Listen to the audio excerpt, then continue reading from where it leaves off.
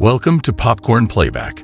Today we have another movie recap for you. But before we get to the storyline, like and subscribe for more recaps, and have a great day.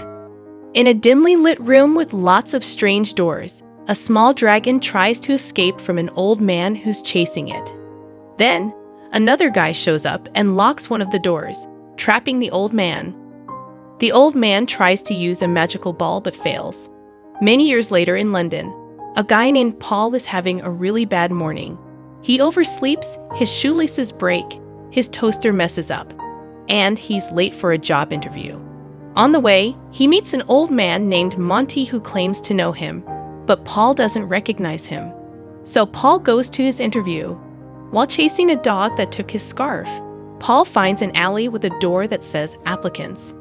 Curiosity gets him in, and he discovers a weird room with strange stuff. He meets a woman named Sophie, who's also waiting for an interview. Paul tries to watch TV but misses important info about the company. All he knows is it's called Wells & Co. And they ask, feeling lucky? Mr. Tanner picks Paul for the interview, and they go to the company's office. In front of the boss, Wells, and others, Paul gets asked strange questions and gets fascinated by a map on the wall that only he can see. Tanner decides they've heard enough. Outside, Paul gets his scarf back from the dog. When he gets home, his roommate is moving out, and they argue about rent. Surprisingly, Paul gets a letter from Wells, even though he never gave his address. The letter tells him he got the job, and he's thrilled. The next day, Paul starts at Wells & Co. The receptionist, Rosie, gives him a company mug but doesn't explain much.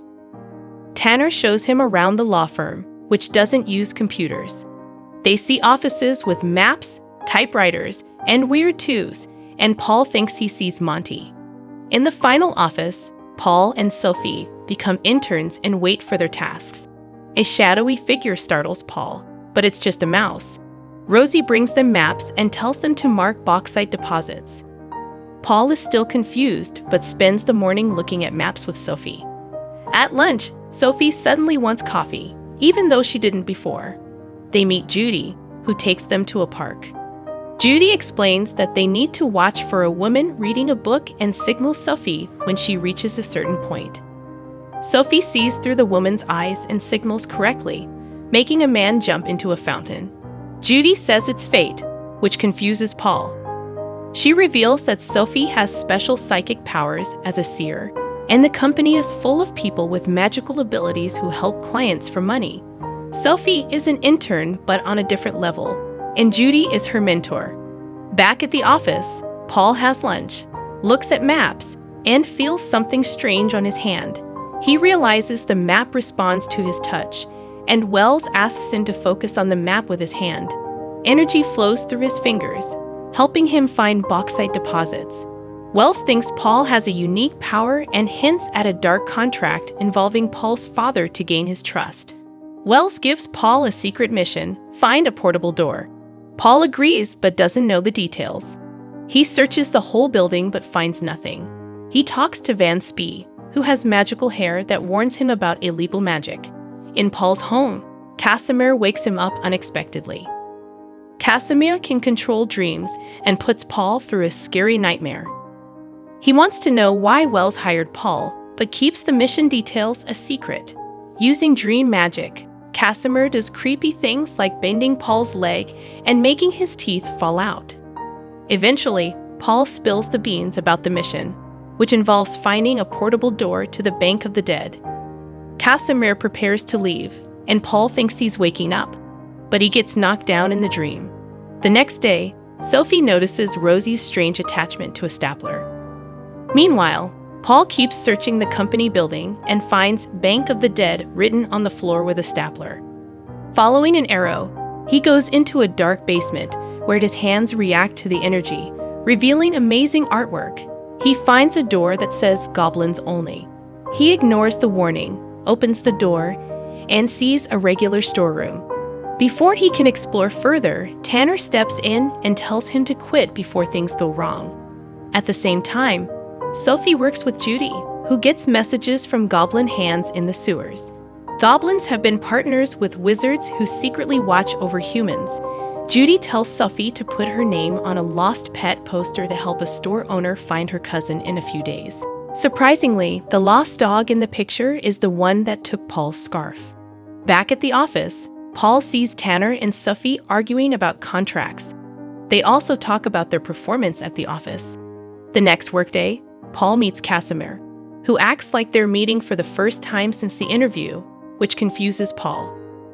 As he goes upstairs, he runs into Monty, who admits to distracting Paul on the interview day to make sure he came to this company's interview instead of his original one.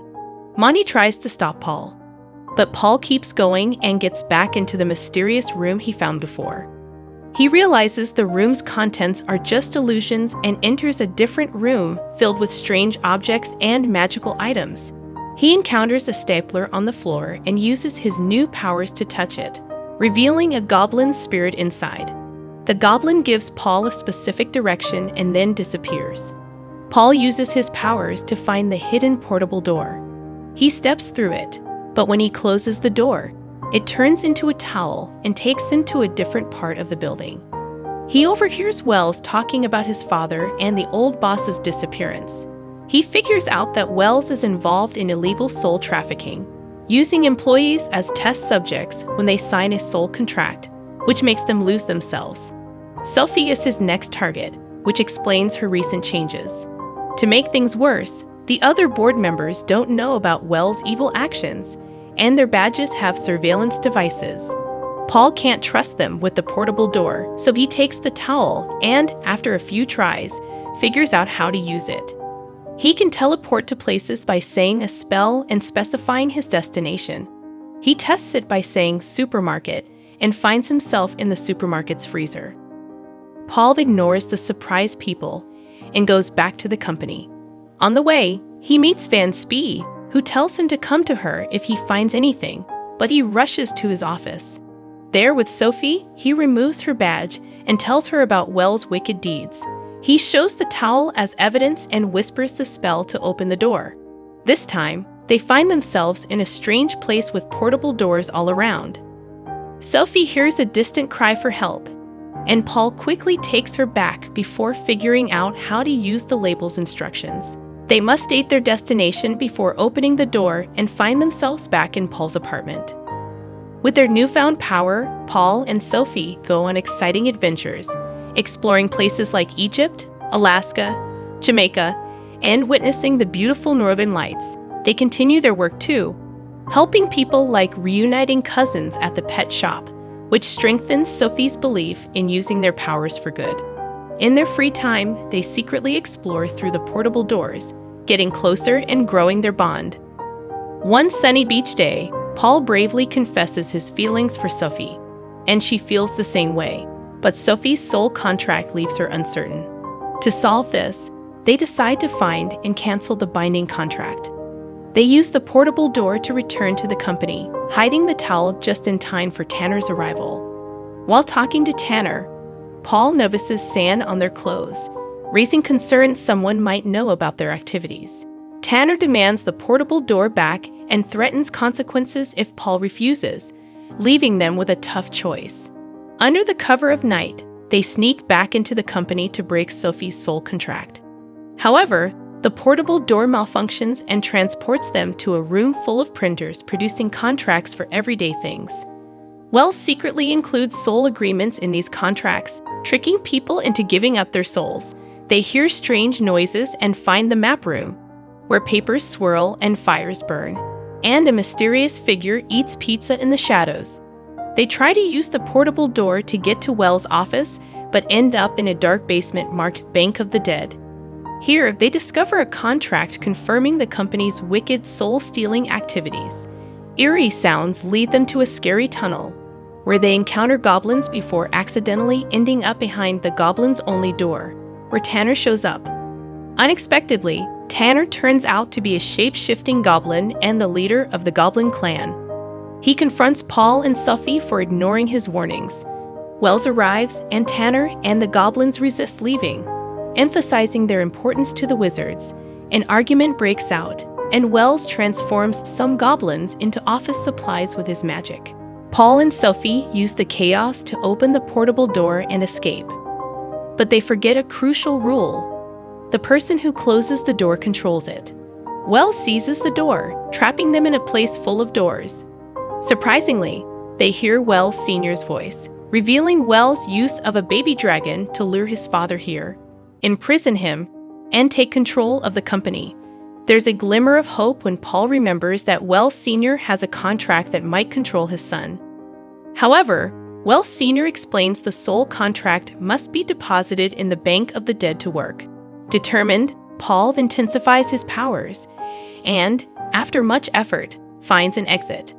They come out on the city streets, where Wells Sr. leads them back to the company, starting their plan.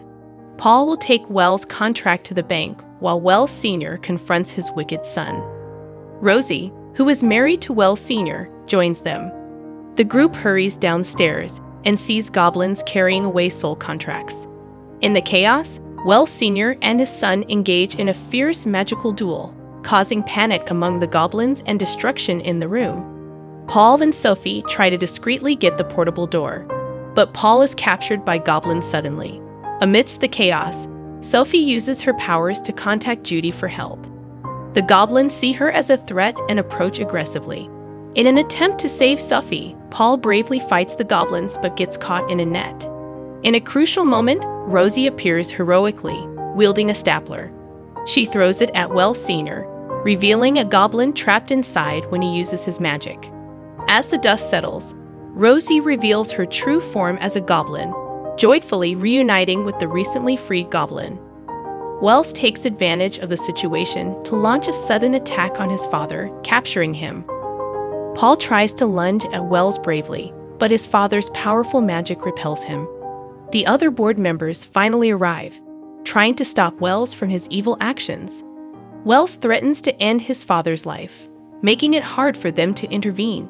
He uses his magic to immobilize Sophie and demands that Paul surrender his soul contract to save her. Sophie communicates with Paul telepathically, revealing his hidden ability to create portal doors from scratch. Paul focuses and summons several doors before him. He chooses one and propels himself into the Bank of the Dead, quickly delivering Wells' soul contract to an employee and requesting a special exchange. When the employee retrieves the signer's soul, Wells loses his magical powers, allowing Wells Sr. to capture his wicked son with magic. Sophie reclaims the towel and opens the door to the dark room where Wells Sr. locks his son inside as retribution for the past few years. After this decisive moment, Wells Sr. tears up the towel's usage instructions, ensuring the door will never open again. Worried about Paul, Sophie anxiously awaits his return with her soul contract, secured in exchange for Wells. Amid the joyful celebration, Paul and Sophie share their first kiss. Paul takes the towel and throws it into a laundry truck, making sure it can't be used again. The board calls a meeting with Sophie and Paul, offering them permanent positions within the company, which they both accept. Sophie uses her telepathic abilities to tell Paul her feelings are genuine, and they clasp hands. Meanwhile, the towel ends up at a hotel, where a maid inadvertently recites the spell. That's all from this movie. Thank you for watching.